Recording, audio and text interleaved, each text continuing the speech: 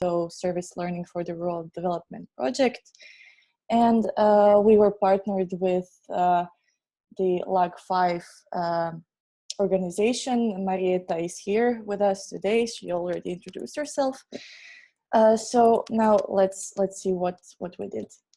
So this is our team. It was 10 students, and we were very lucky that our project was taking place in a beautiful place in Korčula and Orebić, which Korčula is a beautiful island in the Dubrovnik-Neretva county in the south of Croatia. I'm sure you've all heard of Dubrovnik because, of course, Game of Thrones was filmed there. So many tourists love to visit it. So that was very lucky for us. And also the pandemic kind of worked in our favor because we were able to go there during the summer, because the project was originally supposed to take place in March, but it ended up actually happening in June, which was fantastic because the weather was perfect. So our aims and objectives were development of digital skills and knowledge in rural communities and areas through service learning.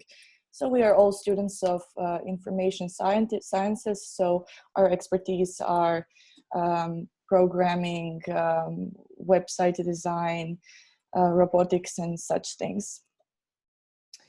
My particular workshop was called Microbit. I don't know if you've heard of the Microbit device. It's a small device that is used in teaching of information sciences, computer sciences, but it can also be used for other school subjects.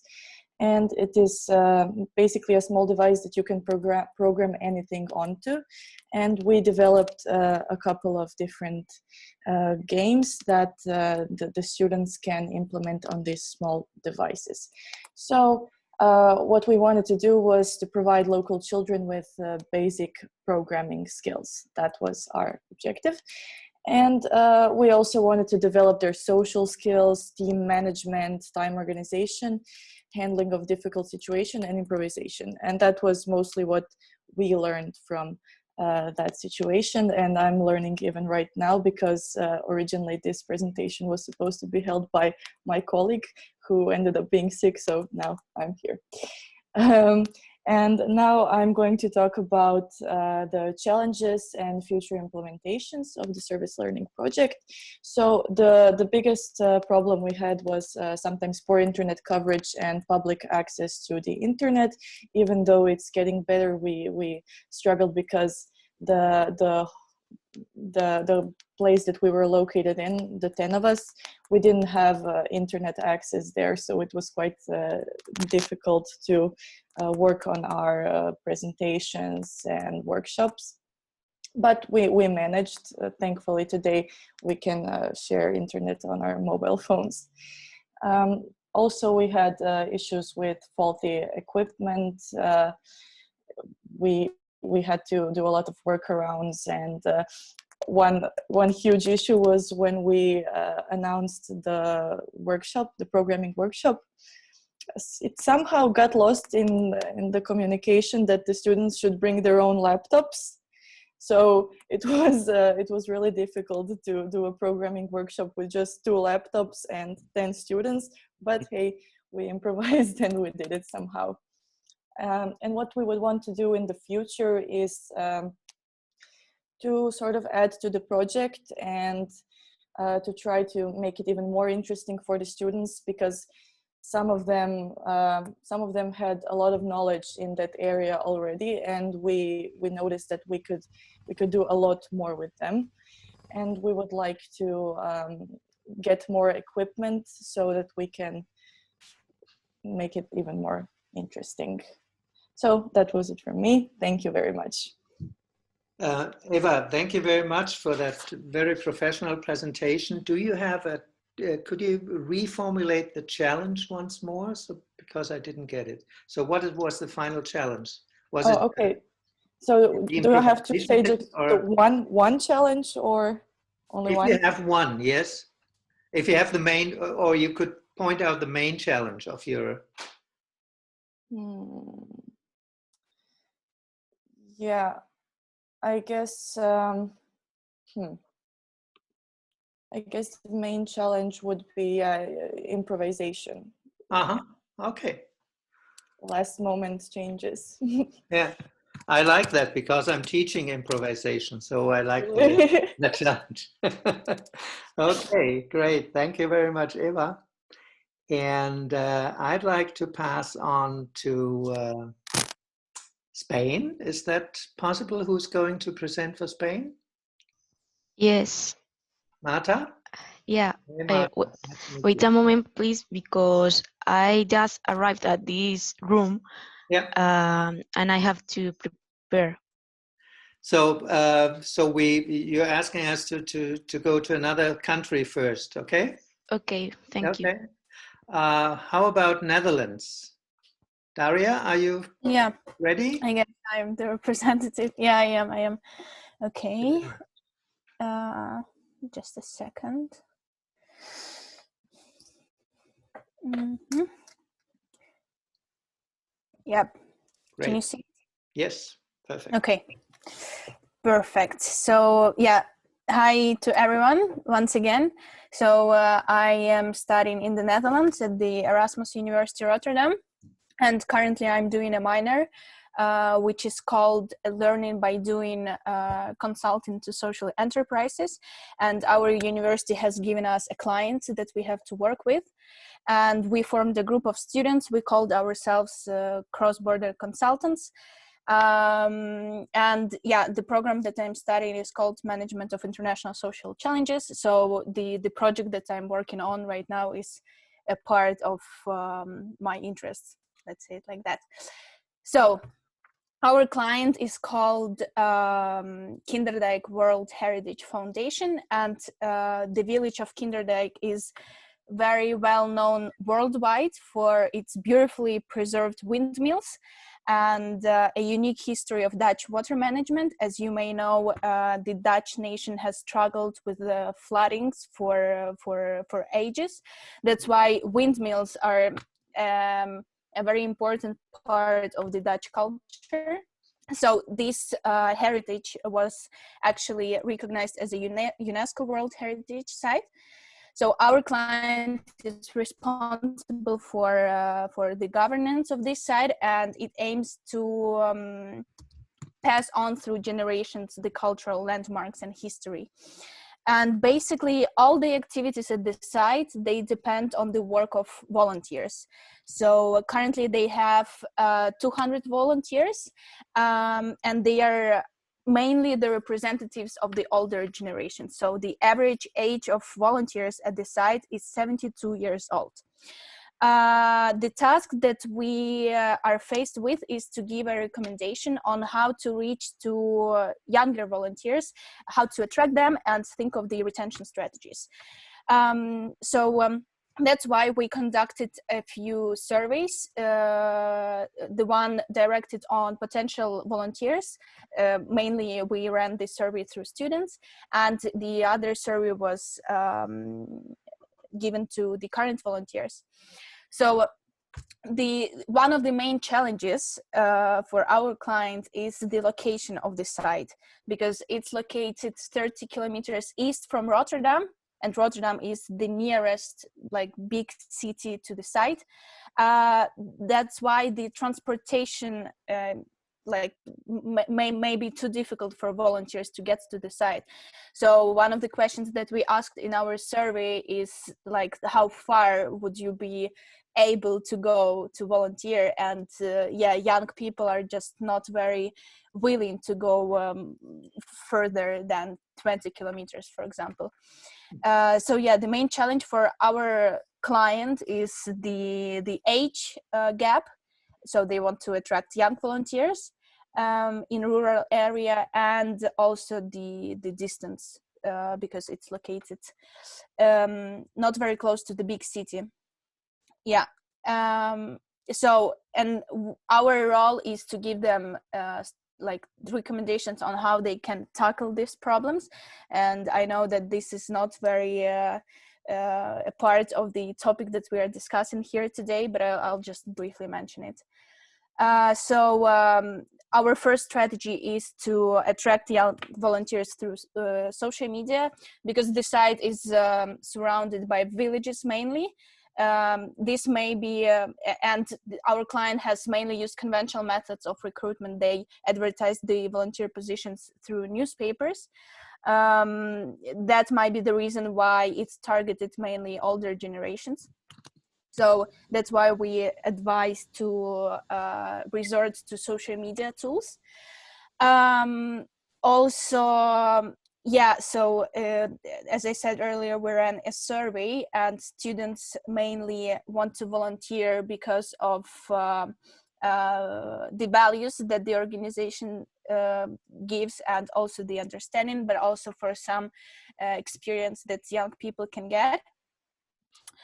The other strategy is to make partnerships with external actors, mainly with universities, sailing schools, student associations, volunteer portals, to match the motivations of volunteers with the experience proposed at the site.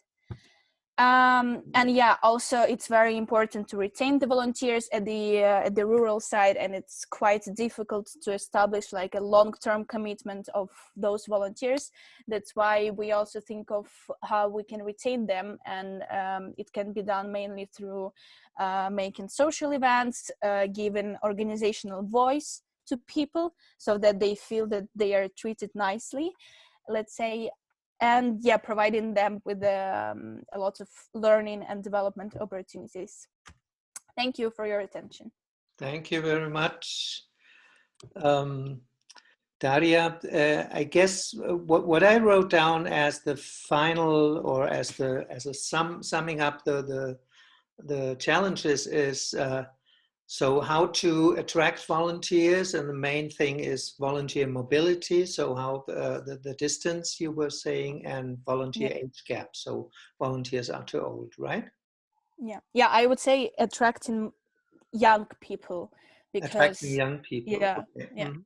Okay, thank you very much. Very professional presentation. Thanks again. So we are going to have three other presentations, short presentations, and I'd like to ask Goda, are you ready? Goda and Leva, are you ready to present from Lithuania? Yes, can everyone hear me? Yes, very good. Okay, and I hope Leva can join in as well. Yes, hello, I'm Yava, by the way. I fixed the issue, so I'm sorry for the mess before.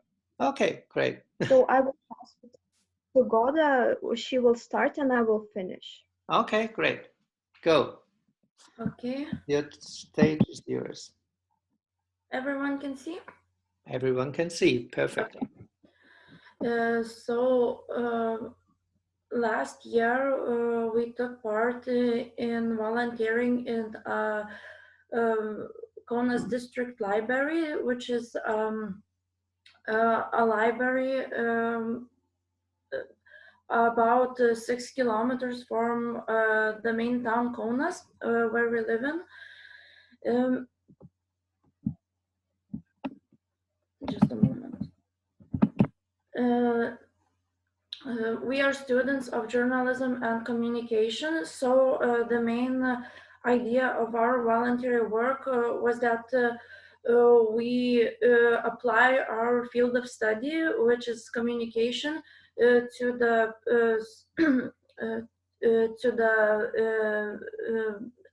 institution, the library, and help them with various communication problems that they might be facing.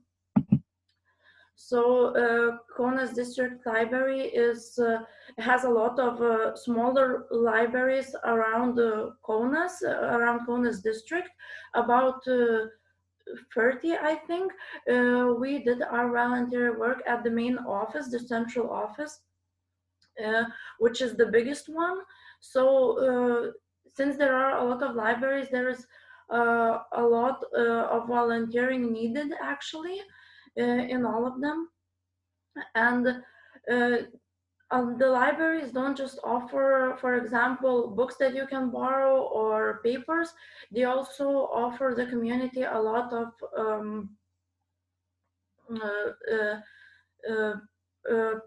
projects that they can take part in, a lot of interesting events. For example, they organize classes for senior citizens where they can learn to use social media, computers. Also, there's a lot of activities for young children where they can learn robotics, also play various games that offer education on different topics. Mhm. So we had a few challenges. We tried to make the library seem more accessible, more of a place where people can come and take part in those various activities, because the problem was that the library offered a lot of different things to do, but not a lot of people would show up or participate in those activities. So we created communication strategies. So we helped prepare for events and attract as much as people as possible in the small community. Mhm. Sometimes the plans seem to work because we tried to create very good strategies. However, sometimes we faced a problem that the library institution has a lot of restrictions on what they can post, or for example, on Facebook or other social medias like Instagram, a lot of it is very, it depends on the government and what the government allows them to do. So now I would like to give the floor to Yeva, and she will talk more about the problems and our experiences at the library. Okay, thank you, Gora. So yeah, I will continue. So basically, this service learning experience really helped us to see the importance of helping rural communities to involve diverse social groups into learning new things, especially to improve their computer literacy for elderly people and to involve teenagers into such activities as robotics and so on. It was kind of weird to us that not many teenagers would show up to these activities because they were looking interesting to us. So we came to a conclusion that there is a stigma in our society that visiting library when you are younger is not cool or not very nice. So we were trying to change that opinion through our communication via social media. Of course, we faced some obstacles since we had not a lot of time to prepare for the main event, but we did our best to present simple yet innovative ideas that could be used in the future. Our main focus was to make the library and its communication, of course, and its services attractive to teenagers, yet available and comfortable for elderly people. It's crucial to advertise the library and its perks because not also that it's free, but it also strengthens the bond of community. It's natural that in bigger cities like in Kaunas, people are more keen on learning about technology, and in most cases, their media literacy levels are a bit higher. However, we found out that it's very important for elderly people not to be scared of the unknown and feel comfortable in learning new things. Moreover, since usually young people in rural communities find it not very nice to visit libraries. As I said, we were trying to advertise the event, the perks of the library as attractive and available to everyone. We were trying to improve their social media communication mainly, and in this way attract more attention to their events. to sum this up, since we were trying to come up with things that we too would find interesting, our main goal was to come up with something that would be innovative yet simple. And I would say that our main challenge was not only to fulfill the cultural needs and strengthen the bond of communication in that local community, but also it was sometimes really hard to communicate with the staff of the library, since they weren't very open-minded about some of our ideas, and they found out that it would have been very good to use that after the event and after time. So I think that was the main challenge, that the staff in the library should be more open-minded, and I think that would help to strengthen the bond of community and involve diverse social groups into the activities of the library. Thank you very much, Leva. So the main challenge is not only the communication strategy for the libraries, but to really bring it to the staff people, so to open up their minds, right? Yes, it was the main obstacle for us, like not only to put up something good and make something innovative and nice, but also to present it to them that they would want to use it and they would find it innovative and not too intense for their, I'd say, classical communication ways. Okay, thank you very much. Very clear. Okay, so we have Spain still to go, and then I will present the project from Germany, and then we'll finish with the project. Very professional presentations up to now. Thank you for this. Marta, are you ready? Yeah, I'm ready. Great.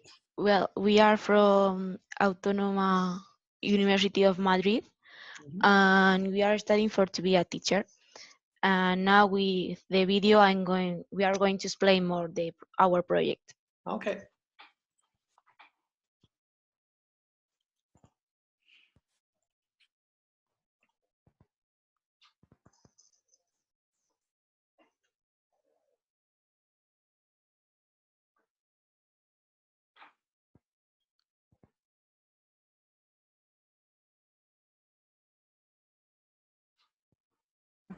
Buenas, somos estudiantes de la Universidad Autónoma de Madrid y hemos realizado la APS en la zona de la Sierra Norte de Madrid, que son los colegios rurales de Lozoyuela, El Berrueco y Montejo.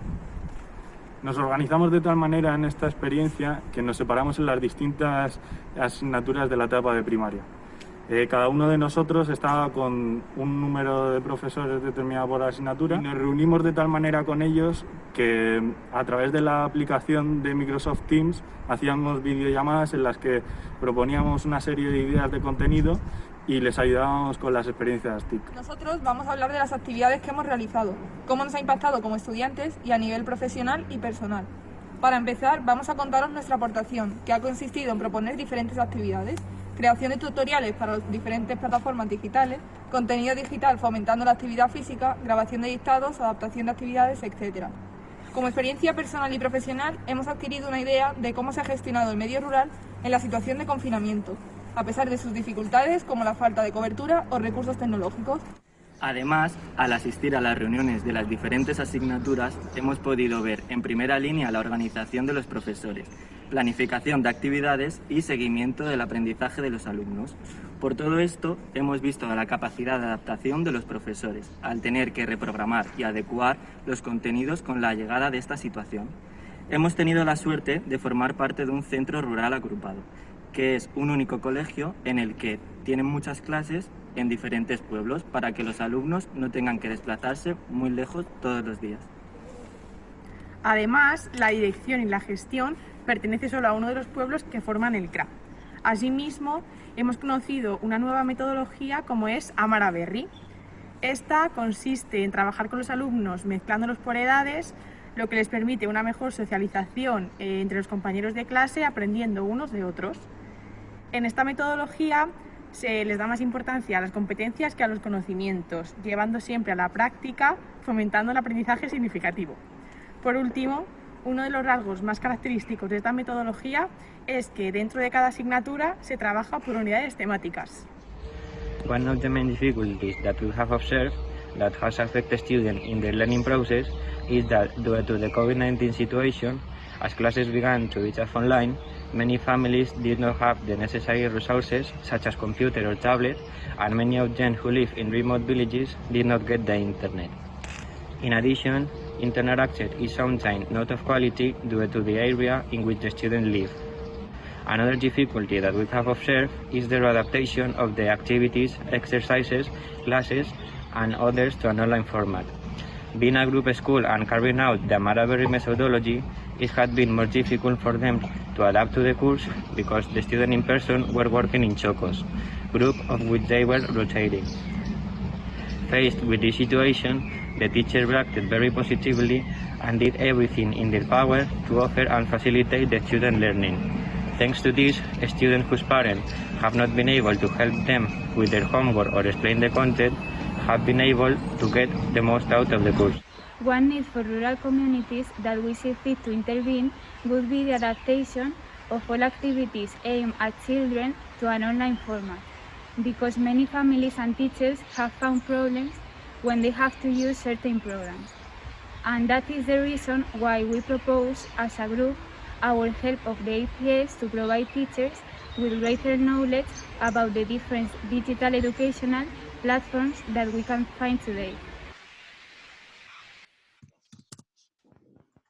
Oh, thank you very much. I'm on, yes. Thank you, Marta. Thank you for the, and thank you to the group. So that's really professional. So even a prepared video. Thanks a lot. So I guess we what I got as a challenge is the main challenge is the access to digital learning platforms, right, for the schools. Okay. Yes, that's it. So it's kind of the infrastructure issue as well as we had in the first presentation also. Okay, thank you very much. I will keep that up. And I'm happy to share my screen just to show you the project we did in Germany. I hope I find it. Yes, I guess so.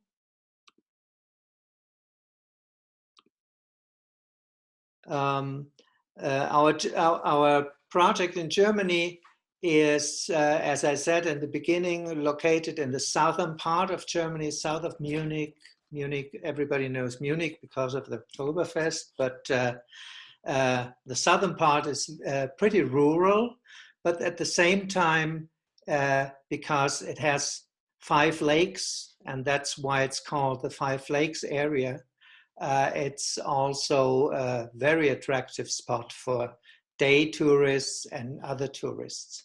So this area is has a couple of challenges, but before we started the course, we got together with the mayors. So the mayors have of the villages around the lake. We are living in, they have formed a consortium based on a European program as well. It's called LEADER. It's a European program to develop rural areas. And we asked the mayors, what is your main challenge? Introducing the plan for the course and things like that. And they said, almost immediately, they said, well, the main challenge is how can we redesign, how can we innovate our mobility? Because everybody is going by car. And having the day tourists and the regular tourists and the people living here, some parts of the lake are swamped by cars. So it's too many cars, many traffic problems and things like that. And that is the reason why we started together with 20 students from diverse programs in our university, from tourism, design, architecture, and economy.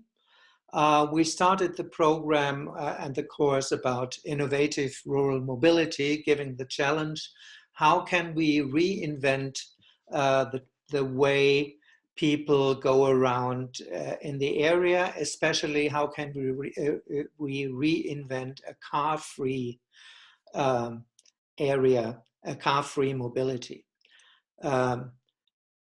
Our first challenge was that due to the Corona situation, students couldn't travel to the area. So in our case, our university decided that everything will be online and people are not allowed to go around. So we had to kind of redesign our course from a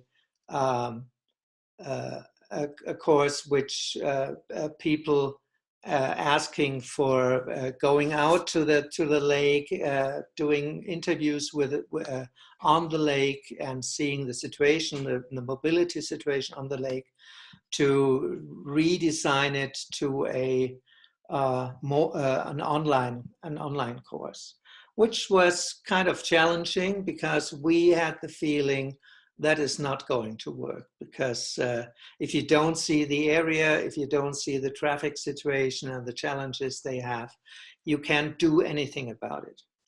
And to our surprise, the students were very active and very successful in developing 3 major projects. And when I explain the projects, and especially one, I have to add that this is a social entrepreneurship course. So students usually in this course try to develop something which we call a business model and evaluate a business model. So they have 4 steps: understanding the challenge, observing and analyzing rural mobility in the area, ideation and project ideas, so it's a brainstorming and project development, and then at the end prototyping business models and evaluating business models. And to our surprise, they've been very successful, and even the mayors in the area, they said, well, they didn't even expect anything like that, because they came up with, after 6 months, they came up with 3 major projects. One is called MobiliMe, which is offering a device for people traveling around the lake and showing the opportunities for public transport facilities and where to travel, and showing the capacities of the different spots where they want to travel. The second one I'd like to mention shortly is FoxBike. It's an online application for bikers, especially for e-bikers, which would go together with e-bike rental services around the lake. So they asked people, how could we develop that, and talk to entrepreneurs at the lake, sports shops and bike rental shops and things like that, and develop this kind of app. And the third one, which I think was the most impressive one, is an idea they came up with about using the water as a mobility source. Of course, in a lake like this, it's a big lake. They already have ships, tourist ships, to go around. So you can hop on a ship and have a tour for about 3 hours or something, or 1 hour to go around. But that's not very useful because they are big ships and they have very few spots where they can land and board people and unboard people. So they developed an idea together with an entrepreneur in the area, which they call the e-boat Shuttle. So they developed a device, a small boat for 8 people, 8 passengers, based on solar energy. So they would go very smoothly, environmental friendly around the lake and developed a business plan for this. So the newer boats project was the most impressive one, but what the mayor said that, and the final reflection, they said, well, the most impressive one thing was for them that people come from the university and have freshly new ideas for the area people don't have usually in the area. So they, in a way, they opened up the minds of people. Maybe they have been open already. So this was a very successful thing. The major challenge was still remains. It's how to reinvent and innovate rural mobility, because it's not, it's a project, but we still have to scale it and have to make it real. So that's the project from Germany. And I lost you. Let me check where you are. Sorry. There you go. I need to open up my my screen, so that's my problem right now, and I don't know where to go.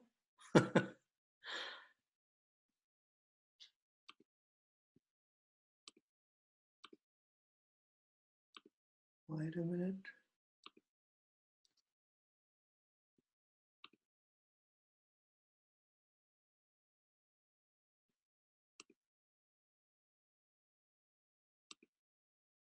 So yeah, I get it. That was the problem.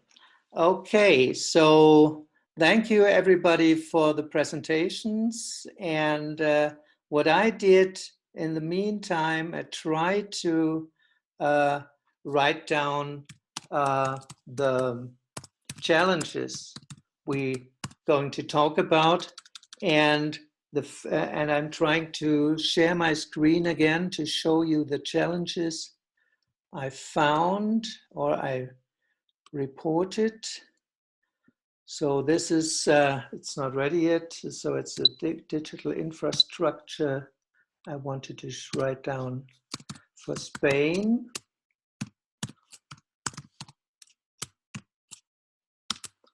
And I have another challenge. And can you see the screen right now? Yeah, okay. And the other challenge is on reinvent rural mobility. So what I'm proposing right now is that in order to be able to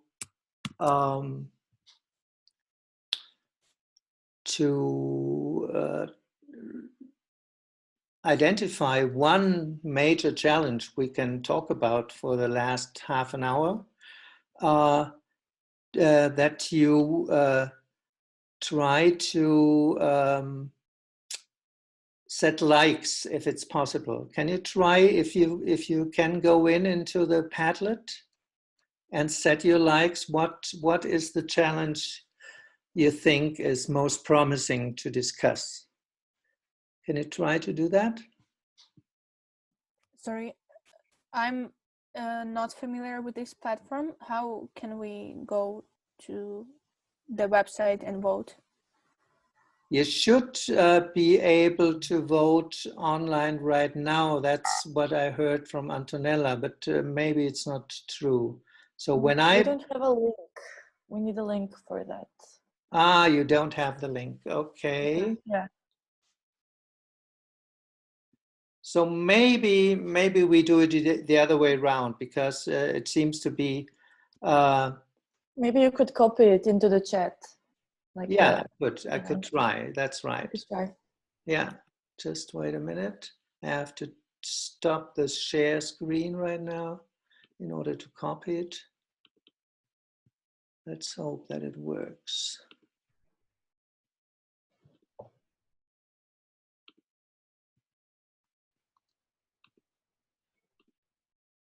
So that's the link. Could you try if it's working? And if you can have an access to the... Yeah, it works. Yeah. So please, everybody in the room, just vote. Just put your likes on the challenge you like most. How many likes are we allowed to put? Good question. Like... I would say choose three likes, okay? All right. Okay.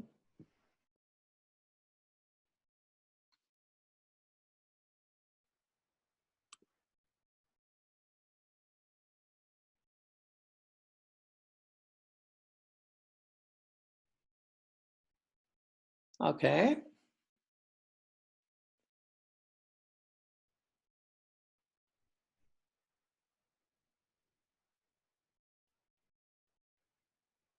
Still running. Oh, it's really working. It's great. I didn't expect that it works. Yeah. So we have a clear result, I guess. The winner is Italy, in a way.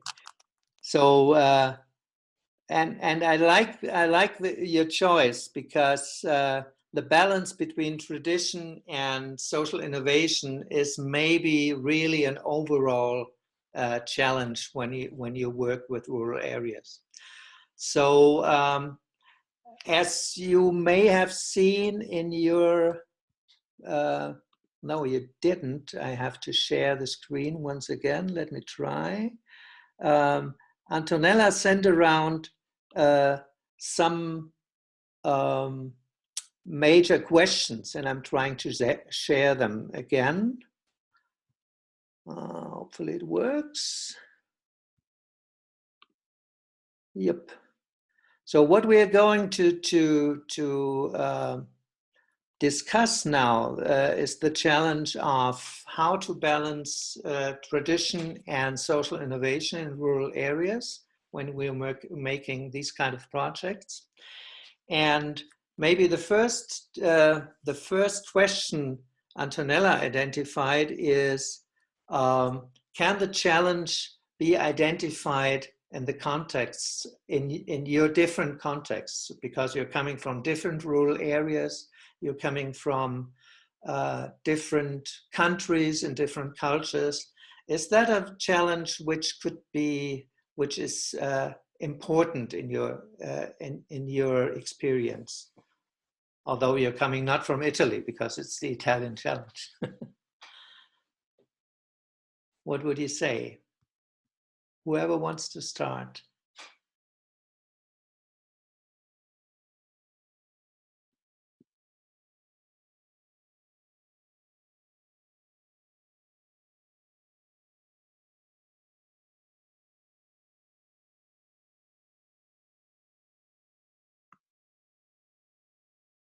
You can read the other questions as well. So we are asked to discuss about possible solutions. If this, how could we cope with that challenge, and what kind of resources we could use. So maybe it's a good idea, in order to get a feeling, maybe to ask Rebecca or Marco to say one or two sentences why it has been important in your place. Yeah, sorry, I'm having some problems with my computer right now. Oh, you're perfect. Could you share the questions again? Yeah, sure.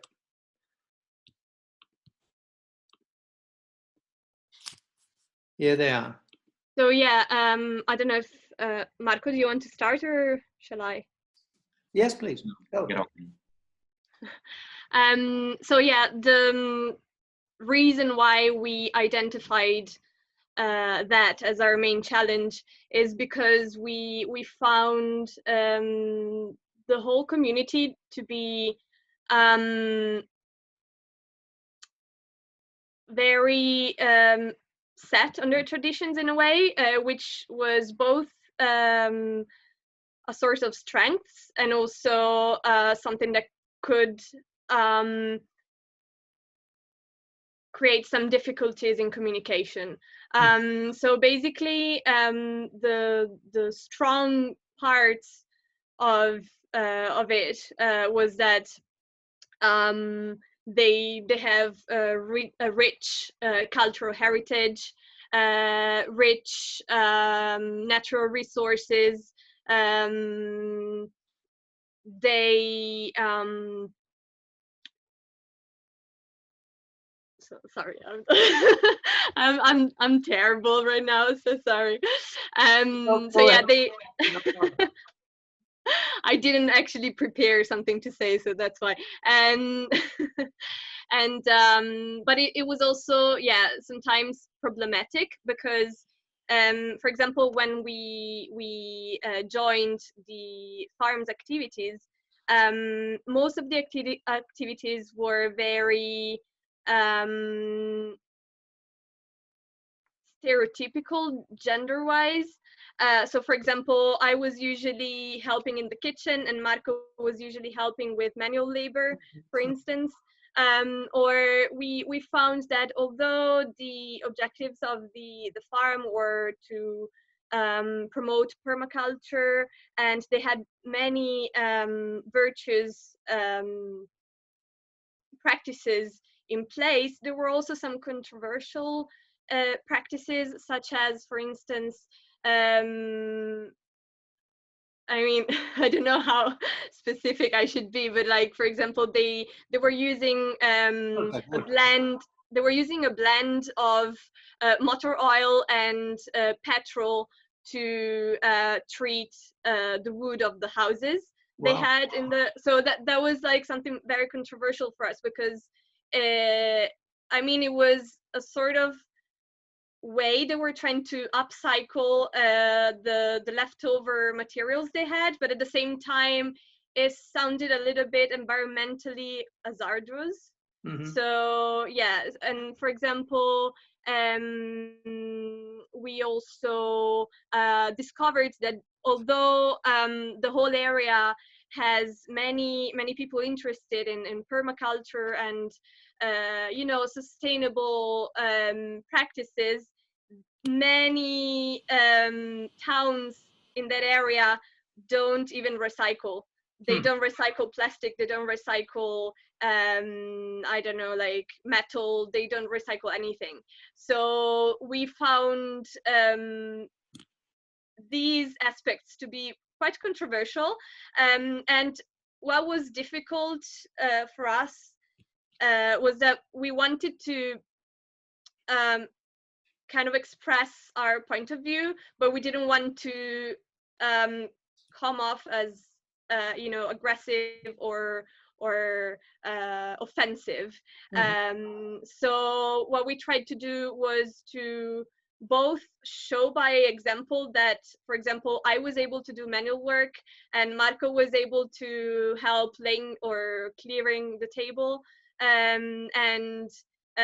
but also we actually tried to tell them, because we discovered that even by showing that we could both kind of do non-stereotypical work, it didn't seem like the message was coming across. So we discovered that we actually had to talk about it in order for them to notice that for us it was controversial in a way. Yeah.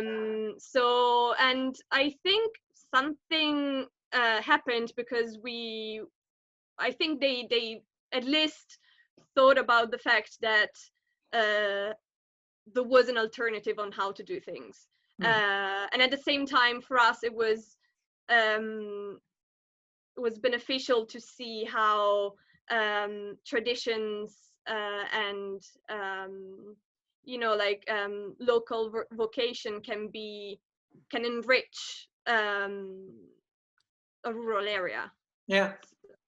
So yeah, that's the point. Yeah. Badly explained, but that's the point. Yeah, no, I think we got the point. Marco, do you want to add something on that? I think Rebecca couldn't be as exhaustive as she has been. Okay. Yeah, I think I like the examples because they show very much that it's the balance between tradition and innovation is always something like a culture clash as well. So there are two cultures coming together, and the student culture and the urban culture and the rural culture, where people where things have been done for decades or even hundreds of years all the time. So they used to paint their wooden houses with petrol or something like that because it works. Yeah, I discovered it's actually a common practice among farmers all around the world. Yeah. But the point is that the actual enterprise we worked with had a very clear mission on being sustainable and on, you know, like they had, let's say, valuable goals in their minds. I mean, they wanted to promote sustainability, but at the same time, there were these aspects that were part of the culture that perhaps I think that were controversial in a way. So yeah. Yeah, they were basically giving up all these great ideas that they had for clearer and faster benefits, you know? Yeah, yeah.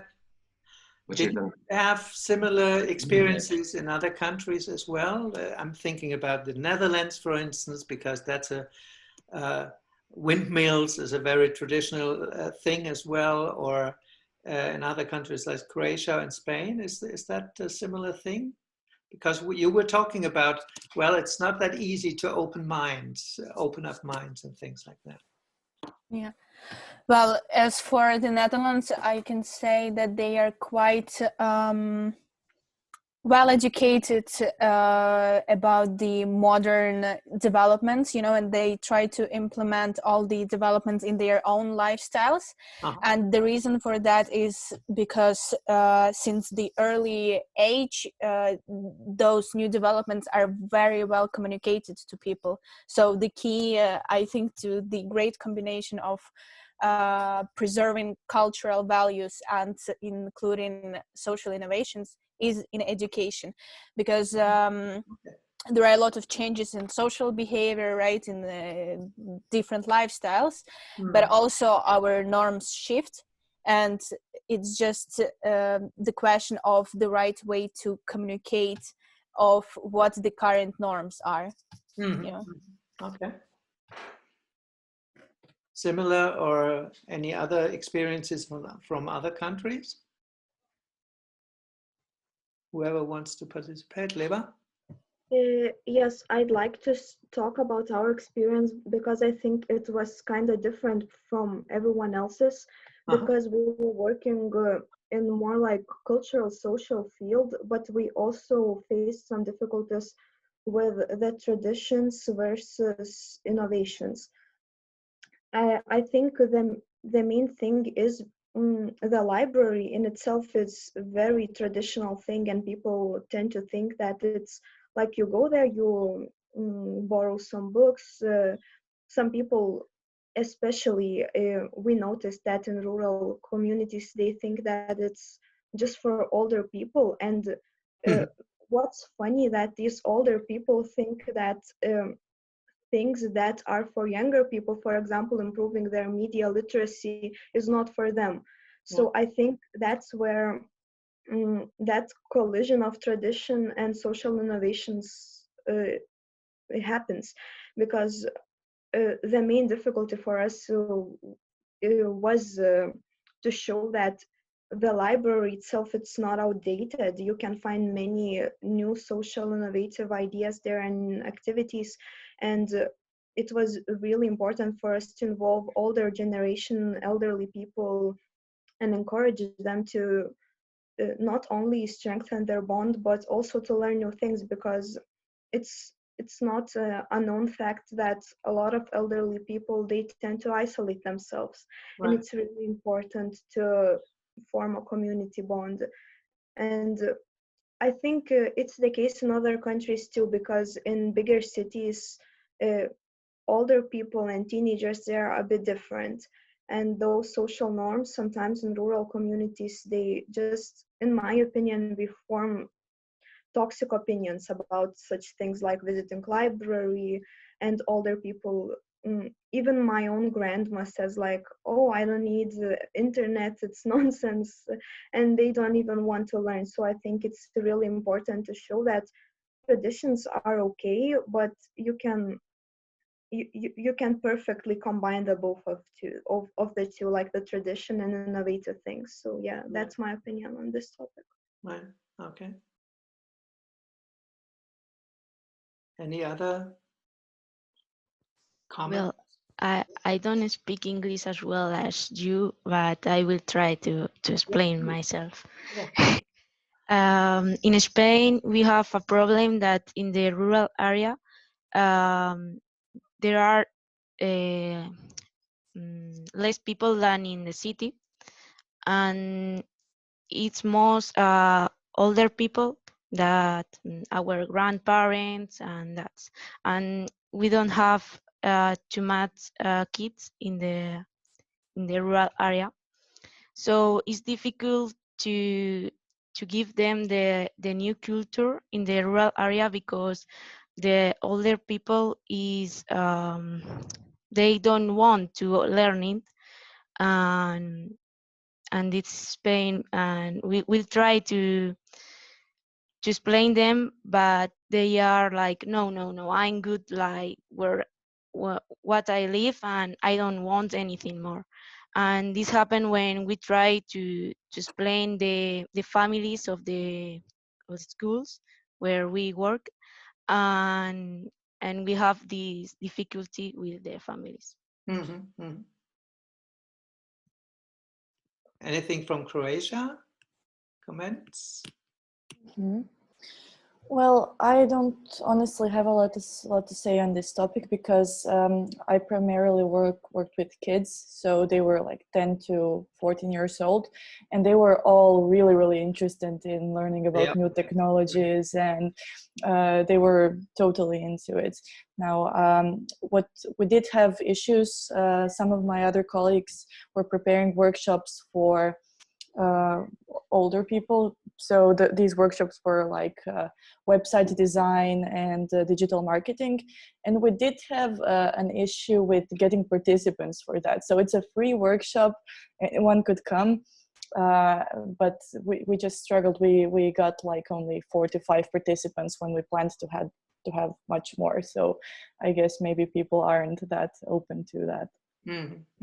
I see. Yeah, I understand.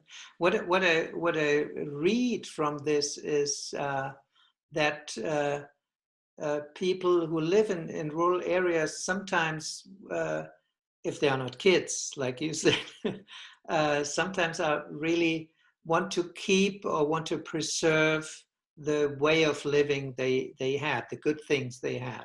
And I remember being in that rural mobility project.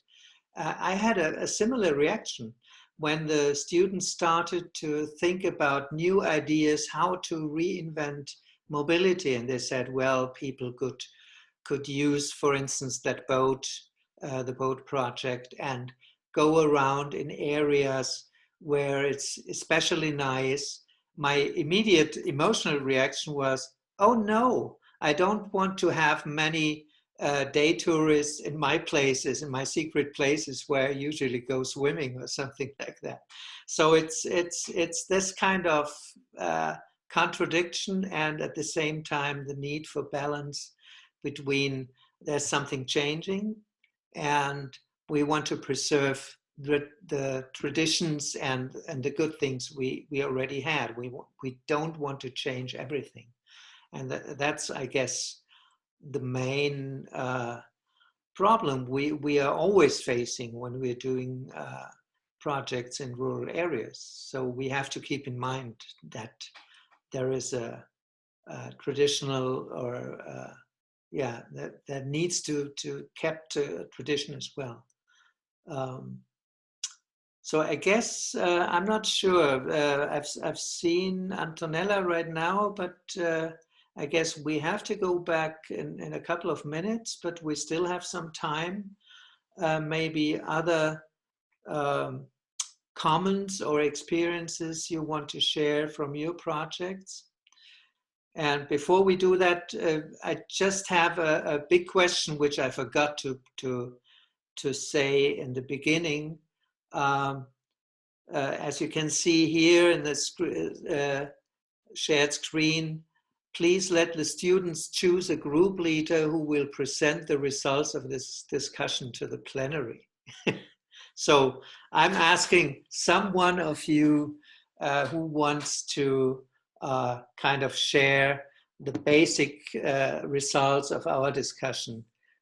What is your most impressive result to the plenary? Could someone be volunteering for that? Just to make a report to the plenary, a very short one. But isn't doesn't the group leader have to talk about what we talked about in this room, like all the project, like a sort of summary? No, I don't think that it's not necessary to talk about all the projects. What I read is that we talk about the challenges we were discussing. Okay, I thought it was the results about the discussion. Anyway. No, yeah, it's a result, but not all the projects because they are recorded, so it's not a problem. Any volunteer to be the reporter to the plenary after that? Just a very short thing, and I'm happy to help. One of the two Italians maybe, because it's basically your topic. Yeah, I think that they are very well aware with the topic we discussed, so maybe you guys have more insights than we do. Yes, and you did a great job presenting it to us. So yeah. Marco, it's your turn, I guess. Okay. Okay, great. Thank you very much. And I will help you, and we all help you. Okay. So I basically have to talk about what we have been talking about so far. Yes. More specifically about our presentation, right? Not about the presentation, maybe, but just about the challenge. Highlight. It's not complicated. Yeah, of course.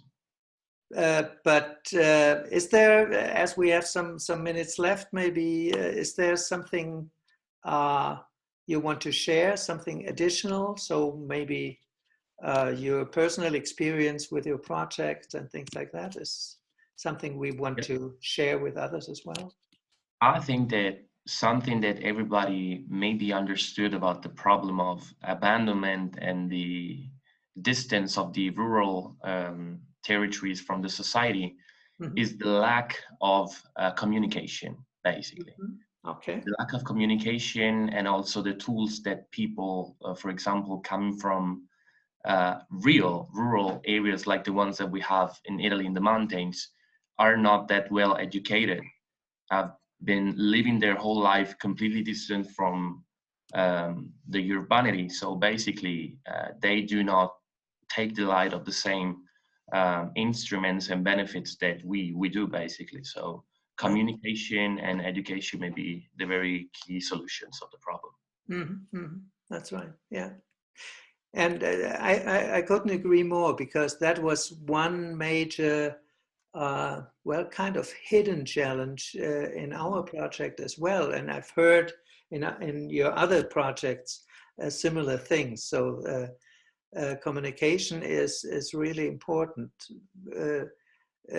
Talking about mobility, we realized that, for instance, if you live in this area, you don't have access to all public transport schedules. So you have to deal with 4 or 5 different companies who provide public transport, and you don't have it in one place. And that's what the students identified, that it's a big communication gap as well. It's not only between which ultimately leads to awareness, about, for example, being environmental friendly, like the proposals that the German students did. Yeah. Yeah, that's right.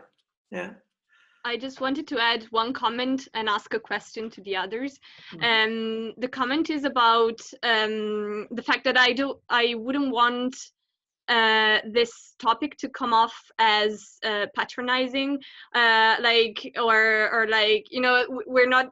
I think even what Marco just said is very true, but I wouldn't want people to misunderstand what is meant by that. Like when he says that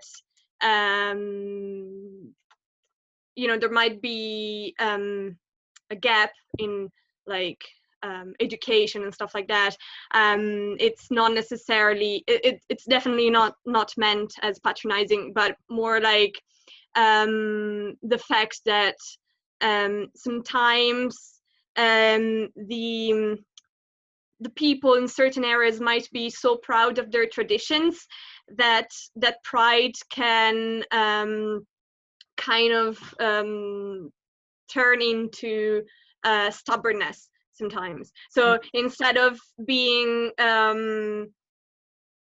instead of turning into a real strength, I think it might become a weakness, because the world is expanding. We're becoming more and more globalized. So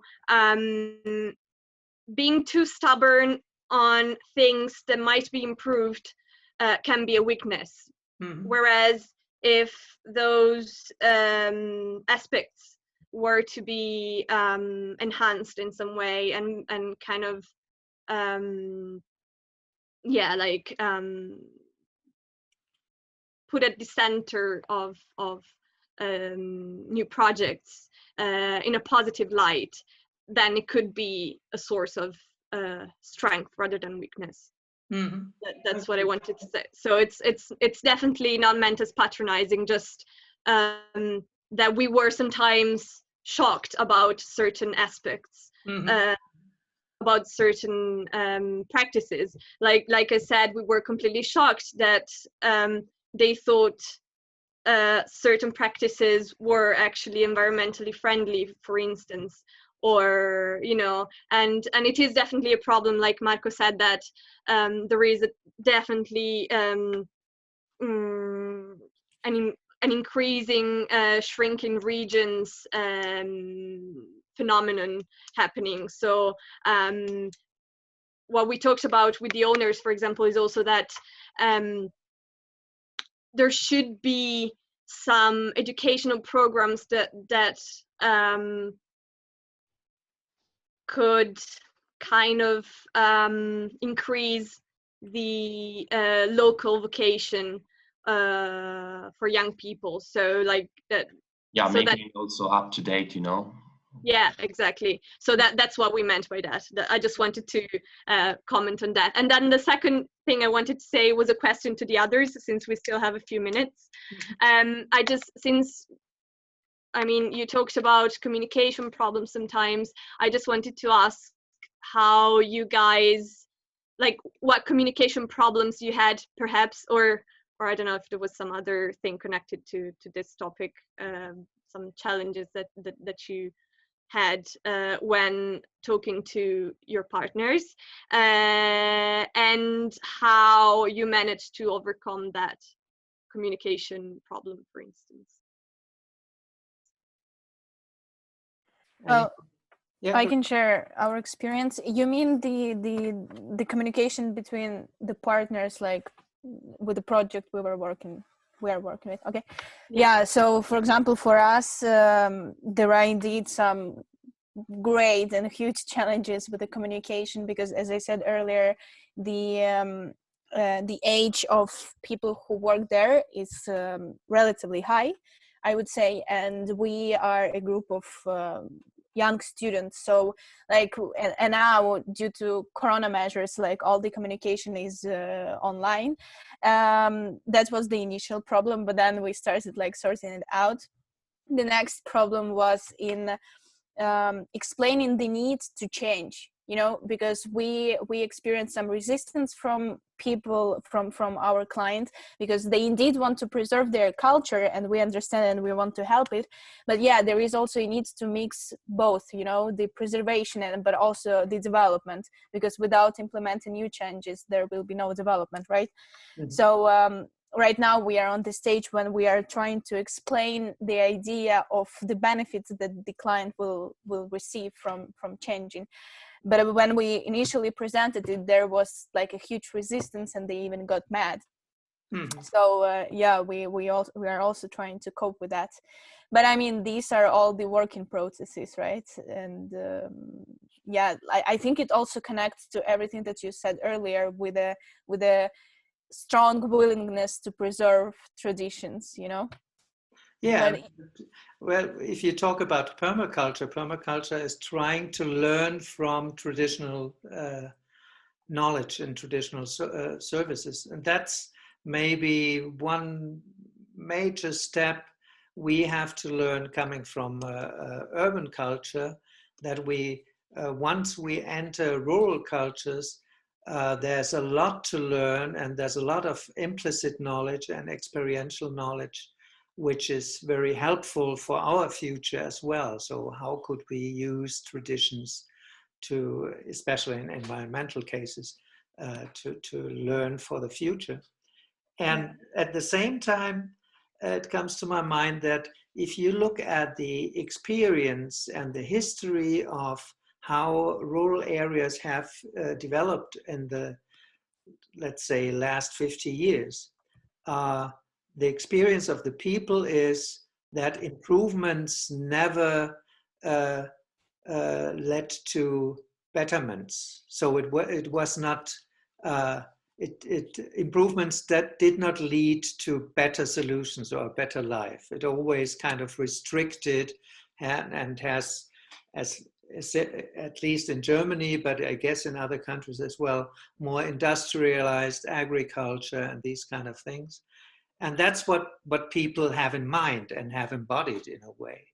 So it's very easy to, in a way, it's easy to understand, and we need to understand that it's, that there is a kind of a reluctance to change, because change is not always good. Most of the time, it's not good. in our time. Yeah, absolutely. But also, I think that the other development that we are witnessing is that there is like more and increased attention to those rural areas right now, because as Rebecca was mentioning also before, like in light of the consequences associated with all the globalization processes and increased interconnectedness, the national cultures are becoming blurred. So I think that we've started realizing it, and that's why we try to like kind of get back, slow down, and also give more attention to rural areas. So I think for the next like upcoming decades, we will be trying to combine those traditions with the new methods.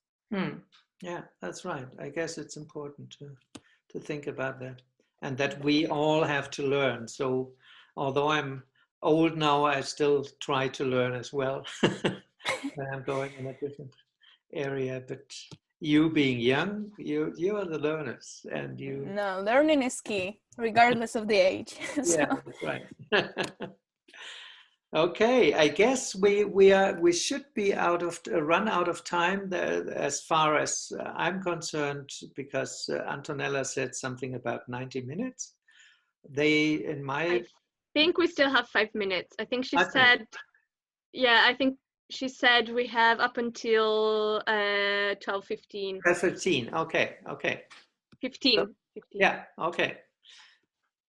So, but before we close, I'd like to thank you all for this very lively and very inspiring discussion and perfect and professional presentations. So I'm really, I'm kind of shocked and jealous, because you know, when I was a student, I never was able to do this kind of quality presentations that you did. So my congratulations to all of you. Thank you. And I hope we have some, we will, the recording will be perfect. And I ask you to send in your presentation to, I don't know whether Antonella will receive it, or we can ask her where should we put the presentations, because I think it's worthwhile to keep them. I think Also, we're supposed to upload them on Drive. yeah, So. yeah, just we have already sent it, like all of us from Italy, even our friends that are in the other room, we'll send it to the professors in Italy. I don't know how it is for the others. And we also had to send the case-based material. I don't know if you have that. Yeah, that's right. Yeah, yeah, that's right. We still have to do that in Germany, so we're late. Okay, so keep well and have a good time and survive pandemia. You know, that's key right now. So stay healthy and strong for the next months.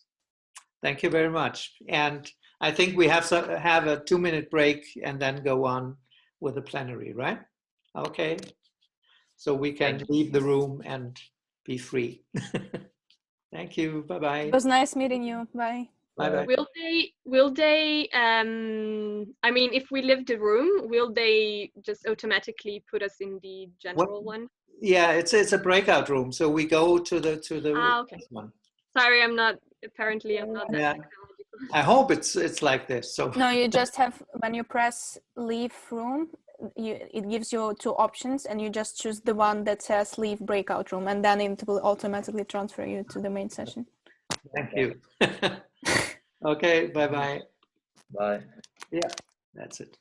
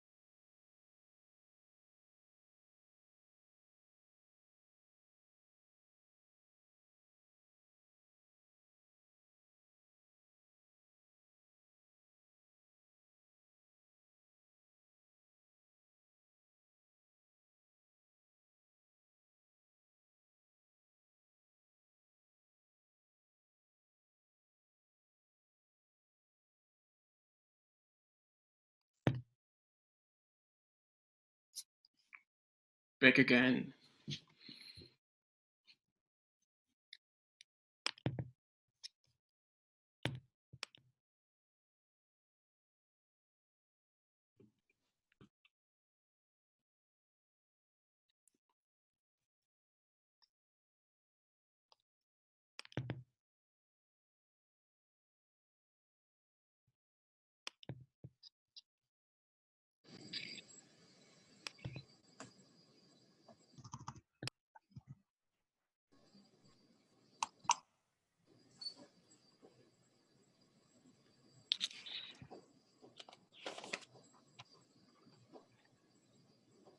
Welcome back to all participants.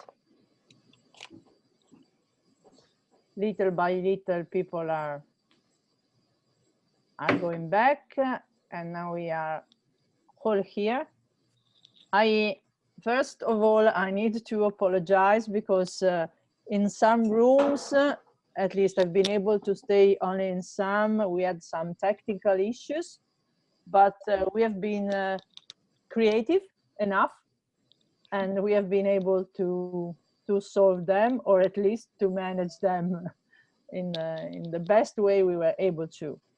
And as far as I understand, all the groups have been able to, let's say, share their experience, and I want to thank again the students for the great effort that they did, because I mean, we all had to, we all have to speak in English, and this is not our native language for, I think, any of us. So of course this is making things complicated, and also technology is also sometimes helping, but sometimes it's also a challenge. So this was also the reason why we needed a little bit more time to stay in the breakout rooms. But in order to, let's say, be on time, I would like to give the floor to the students' representative for the different rooms that can, let's say, share with us the main challenge that they identified, and the solution that they provide, and eventually the questions that they want to discuss with us, with the bigger audience. So maybe so I would like to go first, since I have some internet issues, and I hope everything works for the time being. So I was in the room 3, and we discussed about how we can make digital improvement for rural communities, because of the experience shared by the Zagreb University. So the discussion revolved around the fact of, so COVID-19 complicated the situation, and how can we teach, for example, old people who should be on the internet now, because it would make many things easier for them, but how can we teach them how to be on the internet while already being on the internet due to the social distancing measurements? So this really makes the issue a bit more complicated, and it was proposed that we should instruct their grandchildren, because grandparents would be willing to listen to their grandchildren the most, and grandchildren and kids could be a really efficient way to talk to old people, an instrument actually, so the means in which we can reach them. But for sure, a broader program is required. We cannot leave anything on the responsibility of children and single persons. So for sure, local administrations should be the leading actor, and financial support should be given, and perhaps an instrument, so a policy that we could use in the shorter time horizon could be the fact of being able to borrow hardwares, to borrow technology items instead of to buy them. So to create a common way of sharing instruments, computers, and iPhones. But for sure, this requires a longer time frame and a longer horizon of time. So perhaps I said everything. The discussion was quite short because we had not that much time, but still it was interesting to discuss about such an important issue at the moment.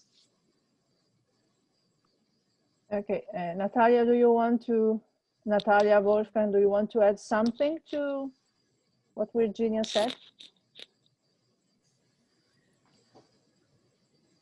So we stressed several aspects, technological aspects, aspect of public administration, and also educational aspect, who will teach and who will be learners, and also sociological aspect as a general social context. So these different aspects should be combined together in order to solve this problem of digitalization.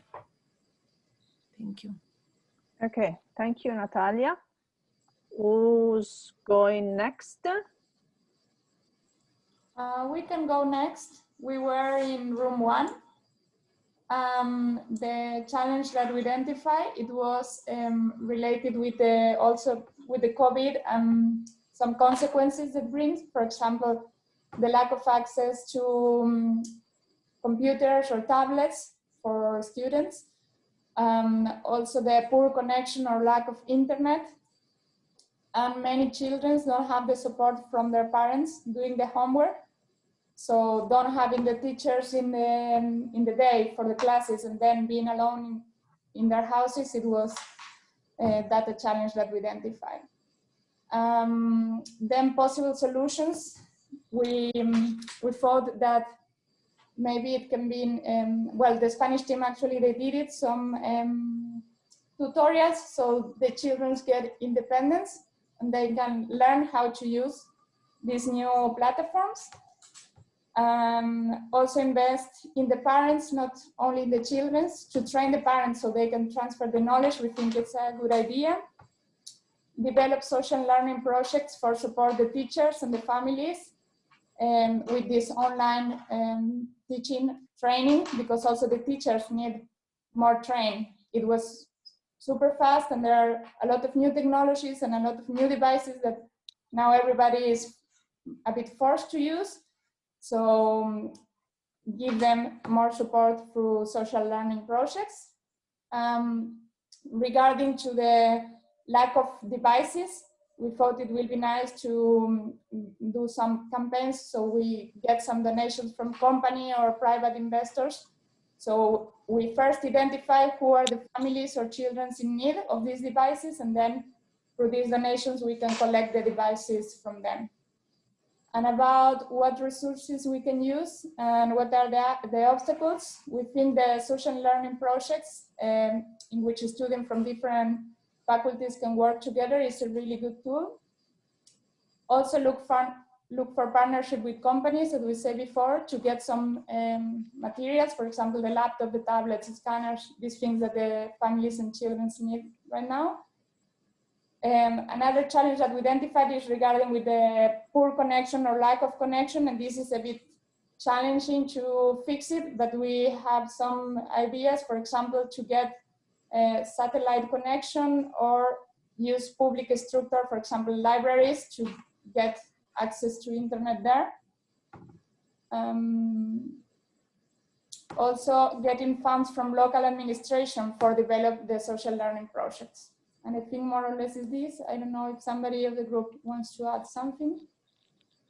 No, I think you did it perfect. Thank you, Natasha.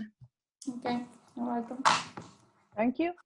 It was really, I think it was really interesting also this very short presentation. And I think it's also interesting that there are many connections and probably the challenges and the solution could be linked together in order to really deal and tackle with the issue that we are focusing on.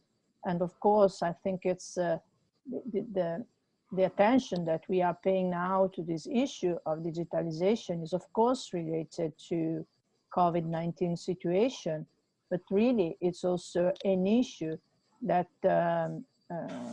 was already there in a way in the rural areas. And of course, this situation made it even more needed and more urgent to be solved.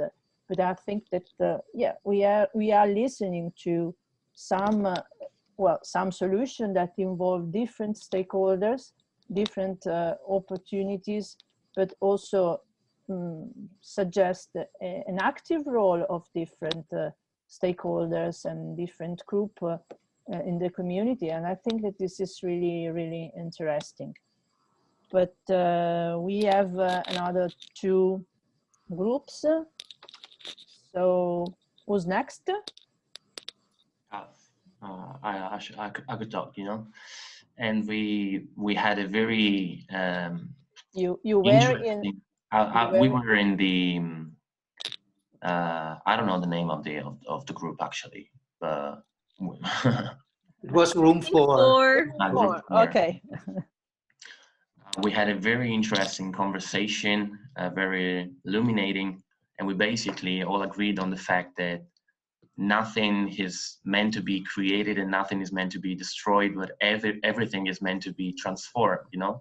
So we try to focus on the fact that traditions should not given up, but instead they should be updated to the high quality standards that the urban society is used to have nowadays. So, of course, to safeguard rural communities, we basically highlighted the fact that there should be a greater effort by even municipalities, so institutions, to apply, you know, policies in order to safeguard territories of Europe that suffer from abandonment and from the fact that they are far away from the greater cities of Europe. And one very important thing, apart from funds, apart from money to be invested, is the awareness that everybody should have, especially in the rural areas, that they should maybe try to give up their very old traditions in order to communicate better what they have to offer to the society. So this goes hand in hand with the institutions, which should provide a more specific communication to these people.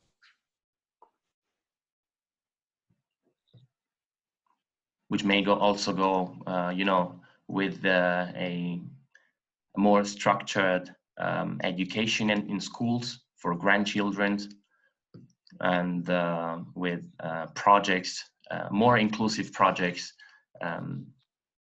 with an international view, for example.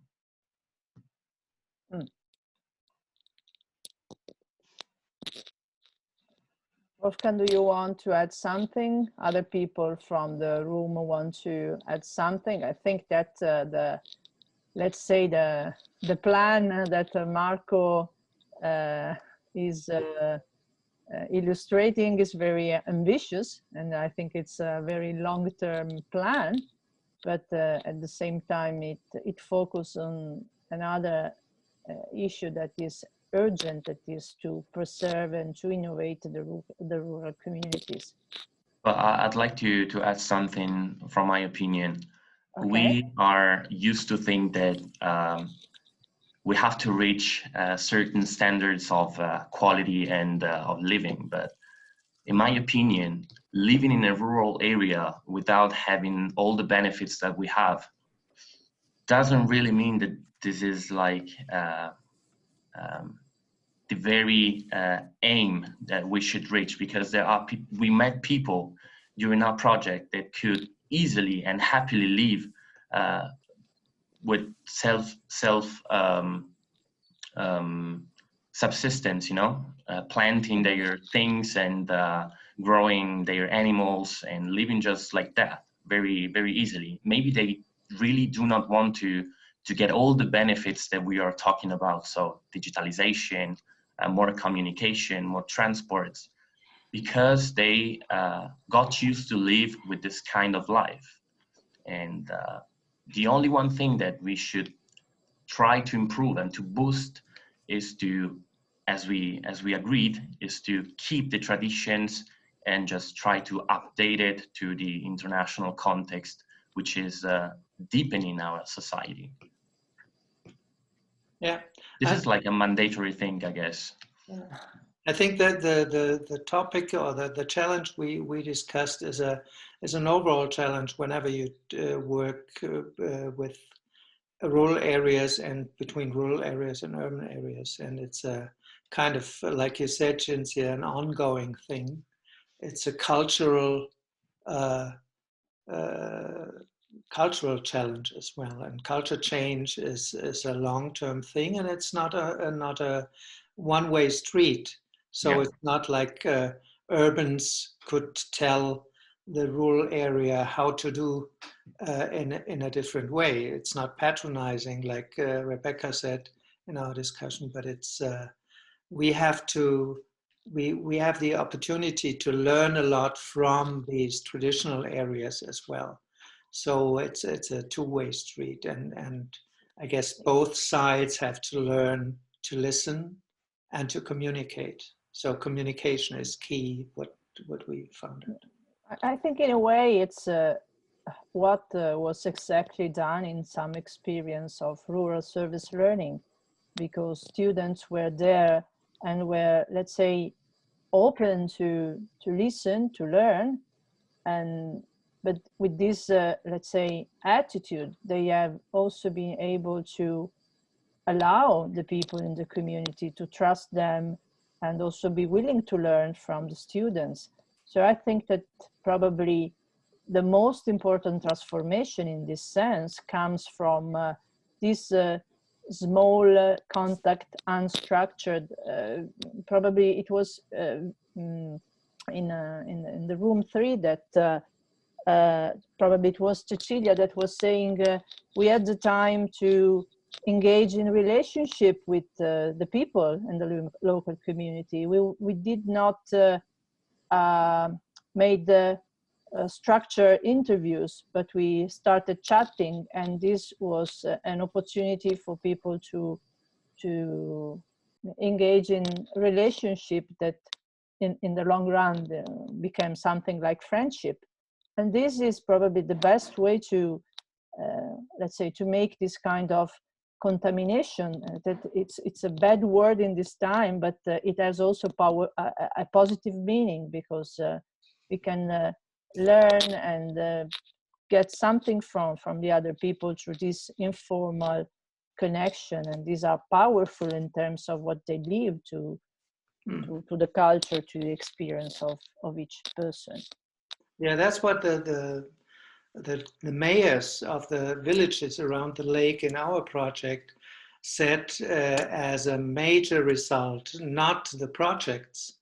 The projects are fine and nice ideas and good, well done, but the surprise that they really could learn something which they didn't expect before. And that is the same thing for the students. So this kind of openness and surprise, if that's working with our project, that's, I think, very valuable for the future. Okay, thank you. And I think we have one more representative.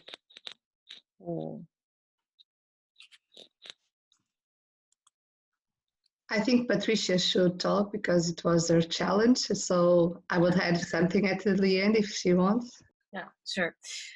So we talked mainly about volunteering, so really how to attract volunteer in organizations that are in rural areas.